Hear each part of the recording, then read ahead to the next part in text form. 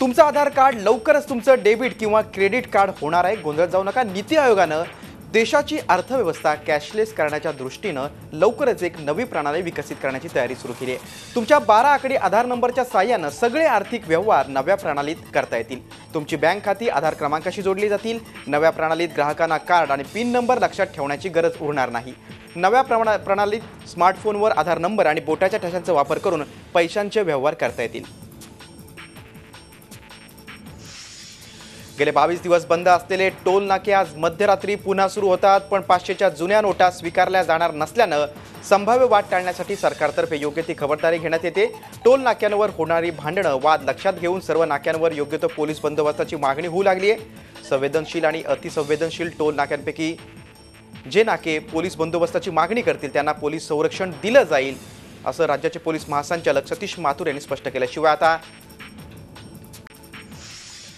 Toll कंत्राटदारांनी त्यांना झालेल्या नुकसान भरपाईची आता मागणी राज्य सरकारकडे केली आहे। नोटबंदीच्या निर्णयानंतर केंद्राप्रमाणे राज्यातही टोल नाक्यांवर टोल वसुली बंद होती। राज्यातील 65 टोल नाक्यांवर टोल वसुली बंद होती। राज्यात दिवसाला सरासरी 6.5 कोटी टोलची वसुली होते। 3 आठवडे टोल वसुली बंद असल्यानं कंत्राटदारांना साधारण 125 कोटी रुपयांचं नुकसान झालंय। त्यामुळे त्यांनी नुकसान भरपाईची मागणी सरकारकडे केली आहे, पण कंत्राटदारांना पैसे देण्याऐवजी टोल वसुलीची कालमर्यादा वाढवून देण्याचा सरकार विचार करते।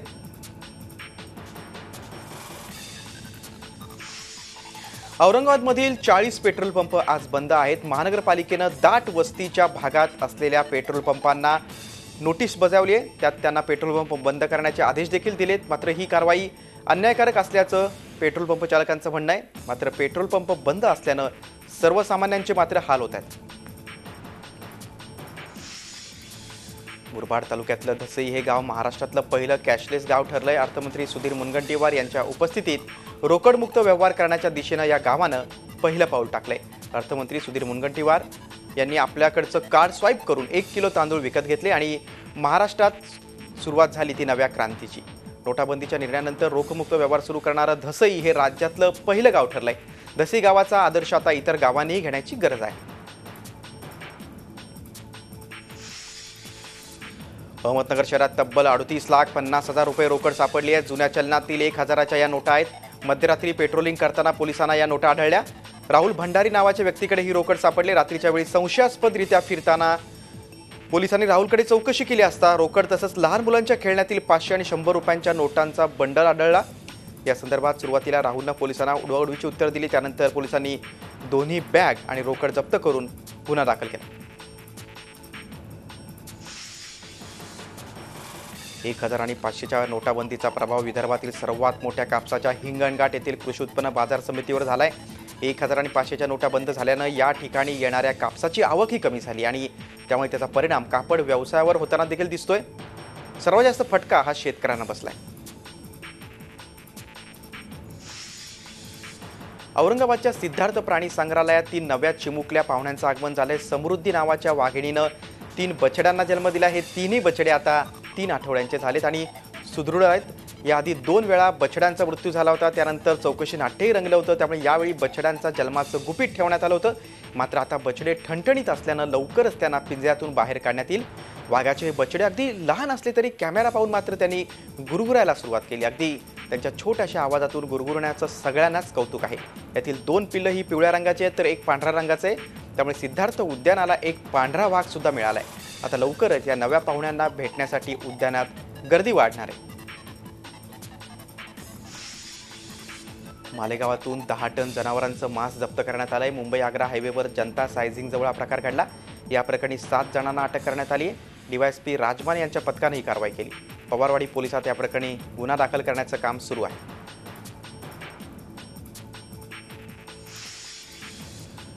गोंदिया जिल्ह्यातील गोरेगाव पोलीस स्टेशन अंतर्गत येणाऱ्या नागझिरा जंगल परिसरातील झाडाला लटकलेला नग्न अवस्थेत एका 21 वर्षीय मुलाचा मृतदेह आढळलाय। या मृतदेहाजवळ लिंबू कुंकू असं साहित्य देखील आढळलंय। त्यामुळे हा नरबळीचा तर प्रकार नाही ना अशी शंका व्यक्त होते।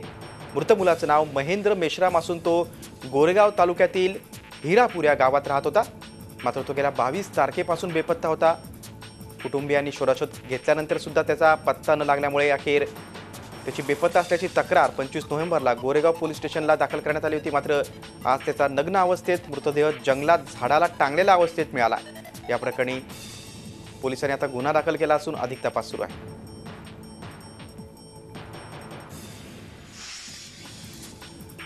भंडारा जिल्ह्यातील तब्बल 21,000 हेक्टर वनक्षेत्र हे महाराष्ट्र वनविकास महामंडळाला हस्तांतरित करून या वनक्षेत्राची मोठ्या प्रमाणावर वृक्षतोड होणार होती. तसंच या वृक्षतोडीमुळे या ठिकाणी असलेल्या वाघांचा निवासाचे प्रश्न उपस्थित होत होता. ही बातमी झी24 तासनं लावून धरल्यानंतर वन विभागाला जाग आली आहे. या निर्णयाला तात्पुरती स्थगिती देण्यात आली आहे. एकंदरीतच या निर्णयामुळे वन्यजीव प्रेमींमध्ये आनंदाचं वातावरण असून त्यांनी झी24 तासचे आभार मानले. 500 आणि 1,000 रुपयांच्या नोटा चलनातून रद्द केल्यानंतर आता सरकारनं सर्व देवस्थान समितींना दानपेट्यांवर करडी नजर ठेवण्याचे आदेश दिले. त्यानुसार कोल्हापुरातील महालक्ष्मी मंदिरात देवस्थान समितीनं दानपेट्यांवर 500 आणि 1,000 रुपयांच्या नोटा दानपेटीमध्ये दान करू नका असं आवाहन केलंय. महालक्ष्मी मंदिरामध्ये एकूण 15 दानपेट्या आहेत. या 15 दानपेट्यांवर आता अशा प्रकारचे स्टिकर लावण्यात आले. तेवढंच नाही तर या दानपेट्यांवर CCTV कॅमेऱ्याची करडी नजर असणार आहे. राज्यभरात सुरू असलेल्या मराठा क्रांती मोर्चाचं आधारस्तंभ मानल्या जाणाऱ्या न्यायमूर्ती PB सावंत यांनी आता या विषयातून अंग काढून घेतलंय. या मोर्चाचं आयोजन करणारी जी समिती आहे त्या समितीशी आपला संबंध उरला नसल्याचं त्यांनी निवेदनाद्वारे प्रसिद्ध केलं. या समितीच्या कार्यपद्धतीवर सावंत यांनी आक्षेप घेतलाय. आपण समितीच्या बैठकांना उपस्थित नसताना आपल्या परस्पर काही निर्णय घेतले गेले, त्याचप्रमाणे सरकारला मागण्यांची निवेदनं दिली गेली, याविषयी सावंत यांनी नाराजी व्यक्त केली. त्यामुळेच आपण मराठा क्रांती मोर्चापासून बाजूला होत असल्याचं त्यांनी म्हटलंय. पुढील वर्षी होणाऱ्या महानगरपालिका निवडणुकीच्या पार्श्वभूमीवर विकास कामांना गती मिळाल्याचं चित्र सध्या दिसतंय.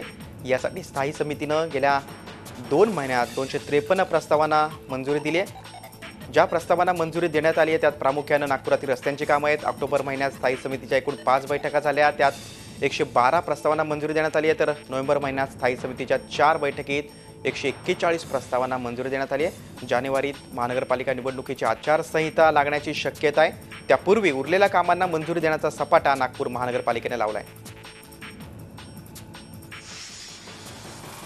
नोटाबंदीनंतर रिझर्व्ह बँकेनं आदेश नसताना नाशिकच्या 6 सहकारी बँकांमध्ये किमान 1100 कोटी रुपयांच्या 500,000 नोटांचा भरणा केलाय.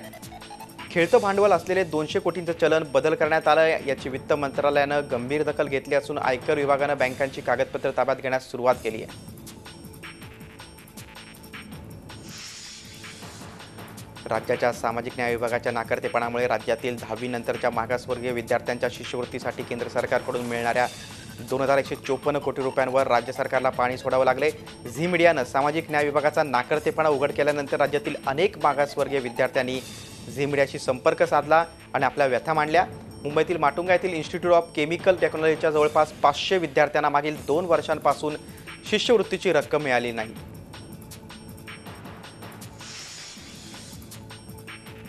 दारूबंदी असलेल्या चंद्रपूर जिल्ह्यामध्ये चोरट्यांनी कमाल केली आहे. चोरट्यांनी चक्क दारूवर हात साफ केला आणि तोही वरोरा येथील उत्पादन शुल्क कार्यालयात. जिल्ह्यात दारूबंदी असल्यामुळे उत्पादन शुल्क विभागामध्ये अवैध दारू जप्त करून त्यांच्या स्टोअरमध्ये त्याचे जमा केली जाते. मात्र या चोरट्यांनी स्टोअरचं कुलूप फोडून 2,55,000ची दारू नंपास केली. नेपाळ ते तमिळनाडू रेड कॉरिडॉर तयार करत भारताच्या अंतर्गत सुरक्षेला आव्हान देणारे नक्षलवादी नोटबंदीमुळे पुरते हादरलेत. नोटबंदीनंतर तब्बल 22 दिवसांनी गडचिरोलीच्या भामरागड भागातून या प्रकरणाबाबत नक्षल्यांची प्रतिक्रिया पुढे आली आहे. हे धोरण जनविरोधी आहे. नोटबंदीमुळे मध्यम व्यापारी, कर्मचारी आणि सामान्य नागरिकांना संकटात टाकलं जातंय असं या पत्रकात सांगण्यात आलं. बोरिवली पूर्वेकडे राहणाऱ्या आशिषचे सोनाली सोबत गेल्या 8 वर्षांपासून प्रेमसंबंध आहेत. आशिष हा अभियांत्रिकी शिक्षण घेतो तर सोनाली खाजगी कंपनीत नोकरी करते. मात्र मौज मजा करण्यासाठी लागणारे पैसे मिळवण्यासाठी ते शेजाऱ्यांच्या घरी चोरी करायचे. शेजारी त्यांच्या घरी विश्वासावर चावी ठेवून जायचे आणि हाच विश्वासाचा फायदा उठवत हे दोघेजण चोऱ्या करायचे. यामध्ये त्यांनी एकूण 10 लाखांचं सोन्याची चोरी केली होती. राज्यात सत्य झाल्यानंतर पुण्याच्या पाणी प्रश्नावर भाजप नेत्यांची भाषा बदलली आहे. कालव्यातून पाण्याची गळती होत असेल तर त्याची दुरुस्ती महापालिकेनेच करायला हवी असं म्हणत पाणीपुरवठा बंद होण्यासाठी महापालिका जबाबदार असल्याचा ठपका पालकमंत्री गिरीश बापट यांनी ठेवलाय. 24 तास पाणीपुरवठा योजनेसाठी 2200 कोटी बॉन्डमधून उभारण्याचा प्रस्ताव महापालिकेने फेटाळलाय. त्यामुळे पाणीपुरवठा बंद केला का या प्रश्नावर असे निर्णय घ्यायला मी चिल्लर नेता नाही अशी प्रतिक्रिया बापट यांनी दिली. अपेक्षित पाणी जे कराराप्रमाणे ते आपण नक्की देतो आहोत. अधिक मागणी आहे. फार पाण्याची यावेळेला कमतरता नाही. आणि मागच्या वेळेस सांगतो परत की असं काही केलं नाही म्हणून तसं केलं, असं इतका काही मी चिल्लर माणूस नाही आहे. हा पुणे शहरातल्या काही लाखो लोकांच्या पाण्याचा प्रश्न आहे. त्याच्यामध्ये ते प्रमाण 1350च्या पुढे गेलं होतं आणि म्हणून कॅनॉलमधनं जे पाणी पर्वतीत येतं त्याच्यावर थोडीशी रिस्ट्रिक्शन घातली. आज तर परत दुरुस्तीचं काम आहे, त्यामुळे पुणेकरांना पाणी कमी पडणार नाही याची काळजी पालकमंत्री म्हणून मी पूर्ण घेतलेली आहे. जागतिक एड्स दिनानिमित्त औरंगाबाद महापालिकेनं एका अनोख्या उपक्रमाचं आयोजन केलं होतं. आई वडिलांविना पोरकी झालेली आणि स्वतःचा दोष नसताना समाजाकडून उपेक्षा सहन करणारी एड्स बाधित मुलांना महापालिकेनं विमानतळाची सैर घडवली. विमान जळून पाहण्याची संधी उपलब्ध करून दिली. बाबासाहेब बहुउद्देशीय सेवाभावी संस्थेतील 36 विद्यार्थ्यांना विमान पाहण्याची संधी मिळाली. त्यामुळे पहिल्यांदाच विमान टेक ऑफ अँड लँडिंगचा अनुभव घेतल्यानं मुलांच्या चेहऱ्यावर आनंद झळकत होता. वयाची 45 वर्ष पूर्ण केलेल्या राज्यातील सर्व पोलीस कर्मचाऱ्यांसाठी आरोग्य शिबिर राबवण्यात येणार असल्याची माहिती नागपूर पोलीस आयुक्त डॉक्टर के व्यंकटेश यांनी दिली. आतापर्यंत IPS आणि IAS अधिकाऱ्यांसाठी अशा प्रकारच्या आरोग्य शिबिराचं आयोजन करण्यात येत होतं. मात्र आता प्रथमच राज्यातील सर्व पोलीस कर्मचाऱ्यांसाठी आरोग्य शिबिराचं आयोजन करण्यात येणार आहे. 4 डिसेंबरला मुख्यमंत्र्यांच्या हस्ते नागपुरात या मोहिमेचा शुभारंभ होईल. IAS IPS officers IFS officers के लिए 45 annually health executive health checkup होता है. वैसा पहले बार महाराष्ट्र में, पूरा देश में पहली बार है ये. 45 इयर्स के ऊपर जो भी कर्मचारी है उसका हेल्थ चेकअप अपना राज्य में शुरू होने वाला है.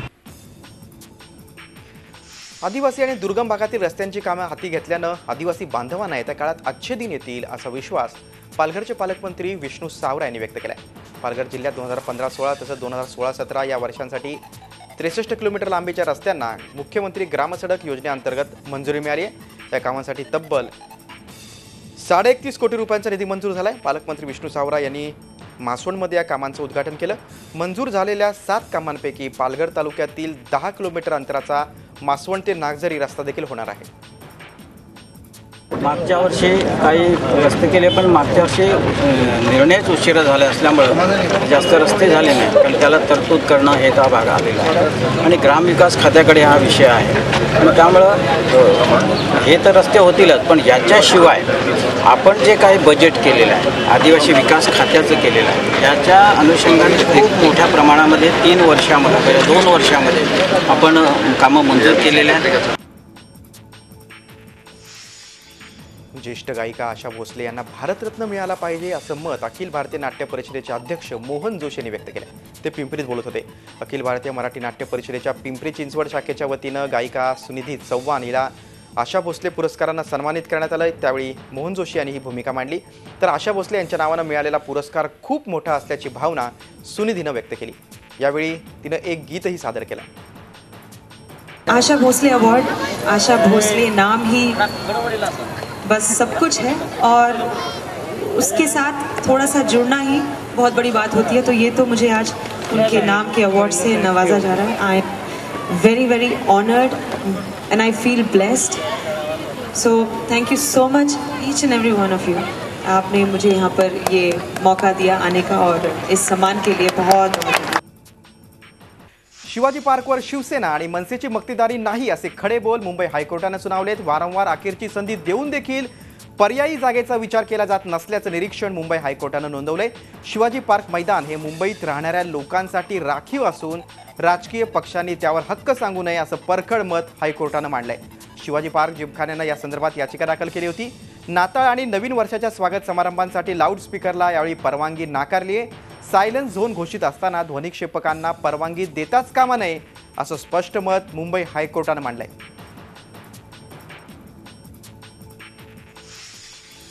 ठाण्यात सापडलेल्या सत्यम लॉजच्या काळ्या धंद्यावर अद्यापही ठाण्यातले पोलीस मात्र मूग गिळून गप्प आहेत. उपवन परिसर वर्तकनगर पोलिसांच्या हद्दीत येतो. आता सत्यम लॉजमध्ये तब्बल 290 अनधिकृत खोल्या सापडल्या तरी या प्रकरणी कुठल्याही गुन्ह्याची नोंद झाली नाही. तोडकाम जरी जोरात सुरू असलं तरी मात्र पोलिसांनी याची दखल घेतली नाही. ठाण्याचे आयुक्त संजीव जयस्वाल यांच्या उपस्थितीतच ही कारवाई करण्यात आली. आत्तापर्यंतची ही सर्वात मोठी कारवाई मानली जाते. सत्यम लॉजसोबत 5 लेडीज बार, इतर 8 लॉज, 25 ढाबे, 10 हॉटेल शेड, 25 गॅरेजेस आणि 30 फर्निचरची शोरूम्स जमीनदोस्त करण्यात आली आहेत. गिरणी कामगारांना मुंबईतच घरं मिळाले पाहिजेत या मागणीसाठी गिरणी कामगार वारस उत्कर्ष संघाच्या वतीनं रंगशारदा सभागृहाबाहेर आंदोलन करण्यात आलं। गिरणी कामगारांच्या घरांसाठीची सोडत आतमध्ये सुरू असतानाच बाहेर मात्र सोडतीच्या विरोधात आंदोलन करण्यात आलं। सरकार निवडणुकीच्या तोंडावर मुंबई बाहेरची घरं गिरणी कामगारांना वाटत असून सरकार आम्हाला फसवतंय असा आरोप या आंदोलकांनी केला।